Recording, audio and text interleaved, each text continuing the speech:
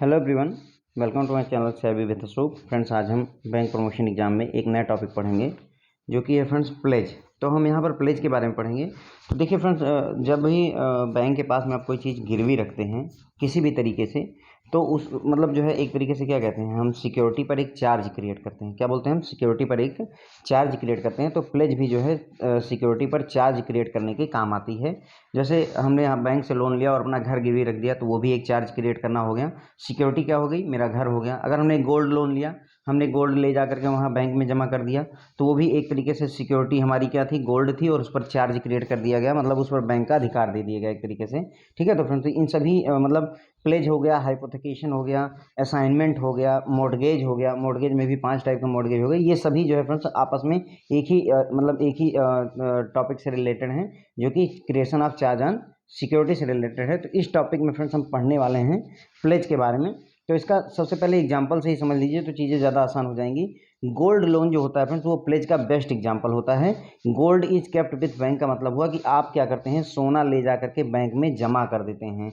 अब जब देखिए, मान लीजिए ये आपके पास में गोल्ड की ज्वेलरी है, ठीक है, यहाँ पर बैंक है, और आपने गोल्ड की ज्वेलरी ले गए और उसको बैंक में जमा कर दिया आपने। बदले में आपको जो भी 50,000 60,000 रुपये जो भी लोन लेना था वो आपने ले लिया। तो इस केस में क्या होगा? जो गोल्ड है उसका पोजीशन किसके पास है? वो किसके पास करंटली है? बैंक के पास है। और ओनरशिप किसके पास है? इसका मालिक क्या बैंक जो है, ये जो सोना में ले करके जमा करके आया हूँ 50,000 रुपये का अपना वाइफ का, उसका मालिक क्या बैंक हो जाता है? तो मालिक बैंक नहीं होता है, लेकिन उसकी जो पोजीशन होती है, इस समय जो सोना है वो होता किसके पास है? बैंक के पास है। तो ये बात क्लियर हो जाती है कि पोजीशन किसके पास होगा? बैंक के पास। बैंक के पास क्यों है? क्योंकि भाई सोना आप ले जा करके बैंक में जमा कर देते हैं। बैंक पहले अपने पास सोना गिरवी रखेगा, गोल्ड को गिरवी रखेगा, तभी आपको जो है लोन देता है। तो इसलिए प्लेज के केस में जो क्वेश्चन पूछाता है कि प्लेज के केस में पोजीशन किसके पास होता है? बैंक के पास होता है। ओनरशिप किसकी रहती है? ओनरशिप अभी भी कस्टमर की ही बनी रहती है, इसका मालिक बैंक नहीं हो जाता है। ठीक है। तो प्लेज किस काम में आता है? Creation of charge on security. तो सिक्योरिटी पर अगर आपको चार्ज क्रिएट करना है तो उसके लिए प्लेज का यूज किया जाता है। अब प्लेज किस एक्ट में डिफाइंड है? तो इंडियन कॉन्ट्रैक्ट एक्ट 1872 में डिफाइंड है। कई बार पूछ लिया जाता है कि pledge is defined under which act? तो इंडियन कॉन्ट्रैक्ट एक्ट 1872 के तहत इसको डिफाइन किया गया है। उसका जो सेक्शन है 172, उसमें इसे बताया गया है कि प्लेज क्या होता है। तो प्लेज क्या होता है? Pledge is bailment of good as security for payment of debt. ठीक है। तो प्लेज का मतलब होता है बेलमेंट ऑफ गुड, किसी गुड को जो है बेलमेंट कर देना, मतलब किसी किसी जो गुड्स हैं, जो सामान है आपका, उसको किसी दूसरे को दे देना, बेलमेंट कर देना, उसे ही प्लेज कहते हैं। और ये हम देते दूसरे को क्यों सौंपते हैं? क्योंकि for as a security for payment of debt, तो हम डेट की पेमेंट कर देंगे, इसके लिए हम एक सिक्योरिटी के तौर पर जो है अपना जो गुड्स है उसका बेलमेंट कर देते हैं। Pledge can be done only in respect of movable goods like stock. तो ध्यान रखिएगा, प्लेज का जो है, प्लेज केवल जो है मूवेबल गुड्स का किया जाता है, यानी जो चीज़ें मूव नहीं करती हैं। जैसे आपका घर हो गया, तो घर वगैरह पर यानी होम हो गया, उस पर प्लेज नहीं की जा सकती। प्लेज केवल मूवेबल गुड्स पर की जाती है। जैसे एग्जांपल के तौर पर स्टॉक्स वगैरह हो गए, स्टॉक्स हो गए, इन्वेंट्री हो गई, इनको एक जगह से दूसरी जगह आप मूव कर सकते हैं। अब बेलमेंट जो है, चूंकि हमने बात की कि प्लेज क्या होता है, तो यहाँ पर निकल करके आया कि प्लेज होता है बेलमेंट ऑफ गुड। तो अब सवाल यह है कि बेलमेंट कहाँ पर डिफाइंड है? तो कई बार क्वेश्चन पूछ लिया जाता है कि बेलमेंट कहाँ पर डिफाइंड है। तो बेलमेंट भी फ्रेंड्स जो है इंडियन कॉन्ट्रैक्ट एक्ट 1872 में ही डिफाइंड है। तो जहाँ पर आपका प्लेज डिफाइंड है, वहीं पर ही बेलमेंट भी डिफाइंड है इंडियन कॉन्ट्रैक्ट एक्ट 1872 में। अब यहाँ पर बेलमेंट की डेफिनेशन क्या दी गई है? Bailment means delivery of goods for some purpose. तो बेलमेंट का मतलब होता है कि हम जो है गुड्स की डिलीवरी कर देंगे कुछ पर्पज के लिए, कुछ विशेष पर्पज के लिए, with the condition that when the purpose is accomplish the goods will be delivered back to bailor या कस्टमर। ठीक है। तो यहाँ पर हम क्या करते हैं, अपने जो जैसे सोना है, गोल्ड है, उसकी हमने डिलीवरी कर दी। पर्पज क्या था? हमें 50,000 रुपये लेने थे और उसको वापस करना था। यहाँ पर पर्पज क्या है? 50,000 रुपये रिटर्न करना। जब वो मतलब कंडीशन फुलफिल हो जाएगी, पर्पज क्या है, जो हमारा पर्पज अकम्प्लिश हो जाएगा। हमारा पर्पज क्या था कि जब आप 50,000 रुपये मुझे लौटाओगे तो मैं आपको सोना लौटा दूंगा। तो जब पर्पज अकम्प्लिश हो जाता है तो गुड्स जो है वो बैक वापस कर दिए जाते हैं। किसको? बेलर को या कस्टमर को। कस्टमर को पुनः जो है गुड्स को वापस कर दिया जाता है। अब यहाँ पर एक नया शब्द निकल करके आता है फ्रेंड्स, क्या? वेलर। तो इसी से रिलेटेड देख लीजिए, कई बार बैंक कस्टमर रिलेशनशिप पूछी जाती है। रिलेशनशिप, कस्टमर क्या कहलाएगा, बैंक क्या कहलाएगा। तो ये सारा प्लेज के केस में ही मैं आपको बता रहा हूँ। देखिए प्लेज के केस में जो कस्टमर होता है फ्रेंड्स उसको पाउनर कहते हैं, और जो बैंक होता है उसको पाउनी भी कहते हैं। ध्यान क्लियर हो गई बात। कई बार ये पूछा जाता है, थोड़ा सा मतलब डिफरेंट होता है, ये पाउनर पाउनी जो है जल्दी से नहीं यूज होते कॉमन सेंस में, इसलिए पूछा जरूर जाता है कि प्लेज के केस में कस्टमर को क्या कहेंगे, पाउनर, और बैंक को क्या कहेंगे, पाउनी कहेंगे। क्योंकि प्लेज हो रहा है तो कस्टमर को प्लेजर कह देते हैं और बैंक को प्लेजी कह देते हैं। जो जिसके साथ में OR वगैरह लगा होता है फ्रेंड, मैंने बैंक कस्टमर रिलेशनशिप में बताया था कि जो व्यक्ति अपना सामान किसी को सौंपता है उसमें OR लग जाता है, जो सामान को पाता है उसमें EE लगा देते हैं।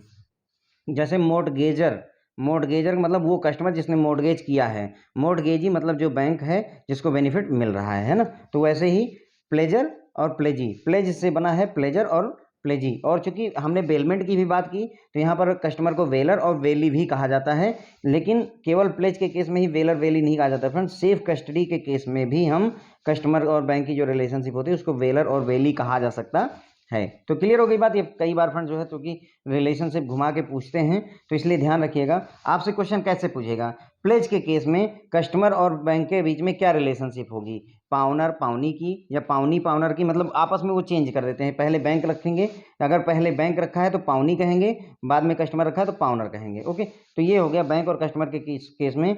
पाउनर, कस्टमर को पाउनर कह दीजिए, चाहे प्लेजर कह दीजिए, चाहे वेलर कह दीजिए, और बैंक को चाहे वेली कह दीजिए, चाहे प्लेजी कह दीजिए, चाहे पाउनी कह दीजिए, एक ही बात हो गई है फ्रेंड्स। ओके, अब यहाँ पर सेफ कस्टडी के केस में वेलर और बेली का भी अलग से कॉन्सेप्ट आता है। यहीं पर ही मैं आपको बता दे रहा हूँ कि अगर आपसे पूछा जाए कि सेफ कस्टडी के केस में कस्टमर और बैंक के बीच में रिलेशनशिप क्या होती है, तो वो वेलर और वेली की होती है। वो रिलेशनशिप प्लेज के केस में भी लागू होती है फ्रेंड्स। ओके, तो 3 तरीके के, मतलब 3 नामों से हम यहाँ पर रिलेशनशिप को जान सकते हैं, कोई दिक्कत नहीं है, सारी बातें एक ही हैं। ओके, अब इन केस ऑफ जो प्लेज होता है, जब आप प्लेज करते हैं तो ओनरशिप हमेशा बारोअर के साथ रहती है और पोजीशन किसके पास रहता है फ्रेंड्स, बैंक के पास चला जाता है। देखिए गोल्ड लेकर के आप गए बैंक में जमा किया, इसीलिए मैंने आपको एग्जांपल से बताया प्लेज मतलब गोल्ड। मैं अपना गोल्ड सोना जो है प्लेज करता हूँ, ले जा करके बैंक को दे देता हूँ। अगर ये बात आप याद रखते हैं तो फिर बहुत सारे आंसर आप निकाल पाओगे, क्योंकि सोना है उसको ले जा करके आपने बैंक में जमा कर दिया, इसका मतलब पोजीशन बैंक के पास चला गया।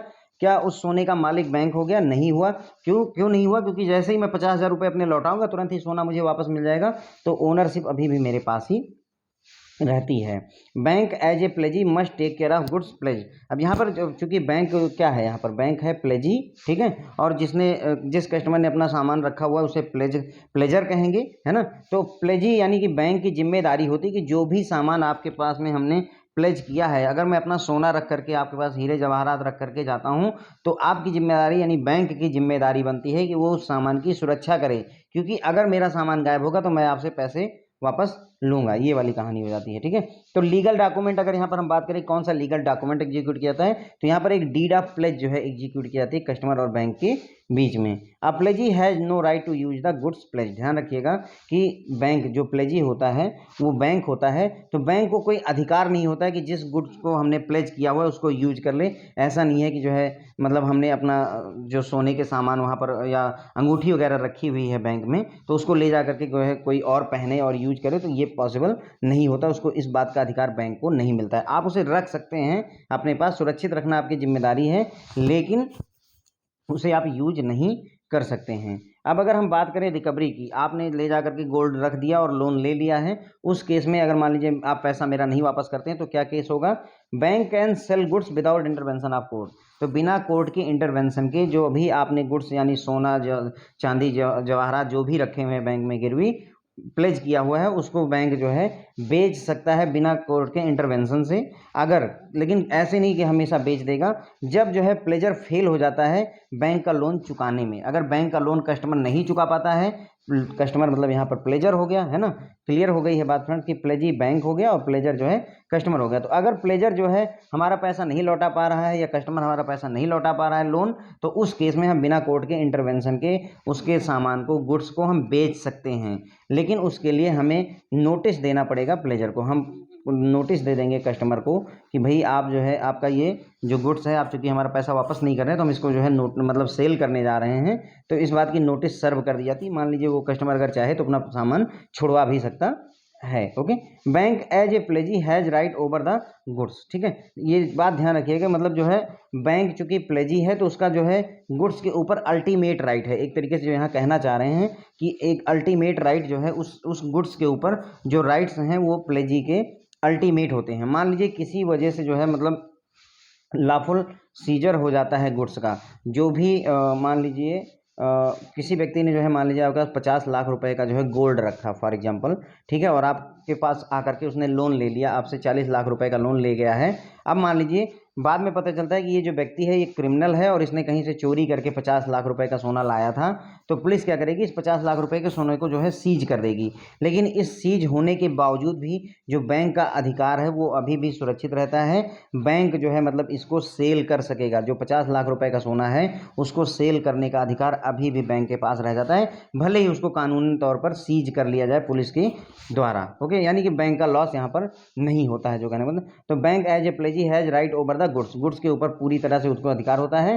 Bank has right to sell under pledge, है ना, बैंक का जो अधिकार है कि वो सेल कर सकता है प्लेज के अंदर। Can not be change even by lawful seizure of goods pledge to it, जो भी सामान उसके पास में आपने प्लेज किया हुआ है, बैंक के पास में जो चीज़ें आपने गिरवी रखी हुई हैं, अगर उसको पुलिस सीज भी कर लेती है उसके बावजूद भी बैंक जो है उसको सेल करने का अधिकार सुरक्षित रखता है। तो अगर हम प्लेज के अदर एग्जाम्पल की बात करें तो शेयर को भी प्लेज किया सकता है। आप क्या करोगे, शेयर जो है अपने जो फिजिकल कॉपी होगी या डीमैट कॉपी होगी उसको ले जा करके बैंक में आप रखोगे, एनएससी अपनी रख सकते हो, वहाँ पर रखोगे और बदले में लोन ले सकते हो। इवन रेलवे रिसिप्ट भी जो है फ्रेंड्स आपका प्लेज का एग्जाम्पल होती है। तो फ्रेंड्स ये इतनी बातें हमने यहाँ पर प्लेज के बारे में जान ली। आई होप आपको मैक्सिमम क्वेश्चन इसमें से प्लेज से रिलेटेड आपको कवर कर दिए हैं मैंने। प्लेज के लिए बस सिंपल सा मैंने आपको बताया कि गोल्ड लोन अपने दिमाग में प्लेज और गोल्ड लोन को मतलब जो है साथ में लेकर के चलिएगा। प्लेज में लास्ट में जी है, जी से गोल्ड समझ लीजिए, जैसे भी आप याद रख सकिए रखिए। तो अगर गोल्ड लोन की बात करें तो उस केस में क्या होता है, गोल्ड हम ले जा करके बैंक में जमा करते हैं और फिर जो है मतलब हमें लोन मिलता है। तो इसका मतलब पोजीशन जो है गोल्ड का बैंक के पास चला जाता है, ओनरशिप अभी भी कस्टमर के पास ही रहती है। प्लेज का यूज हम किस लिए करते हैं, सिक्योरिटी पर चार्ज क्रिएट करने के लिए। सिक्योरिटी क्या है, जो गोल्ड आपने बैंक के पास गिरवी रखा वो आपकी सिक्योरिटी है। चार्ज क्रिएट हुआ मतलब बैंक को उसका बेनिफिट मिला या बैंक को उसके ऊपर मतलब जो है ओनरशिप मिल गई या इंटरेस्ट मिल गया है, ये हो जाता है। प्लेज किस एक्ट में डिफाइंड है, इंडियन कॉन्ट्रैक्ट एक्ट 1872 में डिफाइंड है, उसके सेक्शन 172 में इसका जिक्र किया गया है। प्लेज का मतलब होता है बेलमेंट्स ऑफ गुड की डिलीवरी कर देना। बेलमेंट ऑफ गुड का अभी हमने बेलमेंट की यहाँ पर डेफिनेशन भी देखी थी कि बेलमेंट का मतलब डिलीवरी ऑफ गुड्स होता है। ठीक है, तो प्लेज क्या होता है, बेलमेंट ऑफ गुड्स होता है, यानी अपने जो सामान है उसकी जो है बेलमेंट कर देना, उसको डिलीवर कर देना किसी को, इस कंडीशन के साथ कि जब हम अपनी मतलब हमारा जो पर्पज है वो पूरा हो जाएगा तो आप ये हमें वापस कर दोगे। Okay, as a security for payment of debt. तो चूंकि अब जब आपने लोन लिया हुआ है तो लोन के बदले में आपको अपना जो गुड्स है उसको बेलमेंट करना पड़ता है, तो वही प्लेज कहलाता है। प्लेज केवल जो है ओनली मूवेबल गुड्स का किया जा सकता है, जो चीज़ें हिलती नहीं हैं, जो चीज़ें अर्थ से अटैच्ड हैं, इमूवेबल हैं, उनमें प्लेज नहीं की जा सकती है। बेलमेंट भी फ्रेंड्स आपका इंडियन कॉन्ट्रैक्ट एक्ट 1872 में ही डिफाइंड है।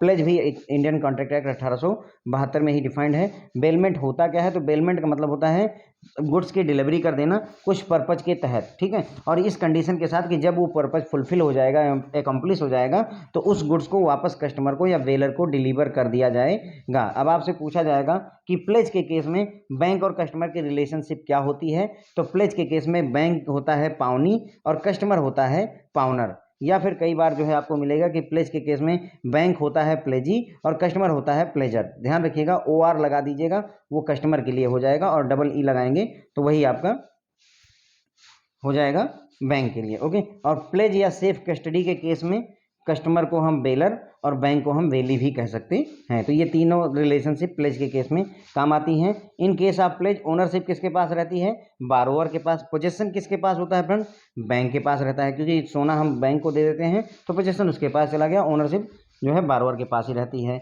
जो भी सामान आप प्लेज करते हो, बैंक चूंकि प्लेज ही होता है यहाँ पर, जो भी चीज़ें वहाँ उसके पास में प्लेज करके रखता है कस्टमर, उसका टेक केयर करने की जिम्मेदारी बैंक की हो जाती है। लीगल डॉक्यूमेंट कौन सा एग्जीक्यूट किया जाता है, तो डीड ऑफ प्लेज एग्जीक्यूट किया जाता है। और प्लेजी को जो गुड्स जो है मतलब गिरवी रखे गए हैं या प्लेज किए गए हैं, उनको यूज करने का कोई राइट नहीं होता है। अगर जो है आप डिफ़ॉल्ट कर देते हैं, कस्टमर हमारा पैसा वापस नहीं करता है, तो उस केस में बिना कोर्ट के इन्वॉल्वमेंट के हम उसके गुड्स को सेल कर सकते हैं, कोई प्रॉब्लम नहीं। बस उसे एक नोटिस सर्व करना होता है कि हम आपका गुड्स बेचने जा रहे हैं। ओके। और प्लेजी को जो है बैंक एज ए प्लेजी उसको जो है गुड्स के ऊपर अल्टीमेट राइट होता है। अगर उसका लॉफुल सीजर भी हो जाता है, मतलब लॉफुली उसे सीज भी कर लिया जाता है, उसके बावजूद भी जो सेल करने का जो राइट है बैंक के पास सुरक्षित रहता है।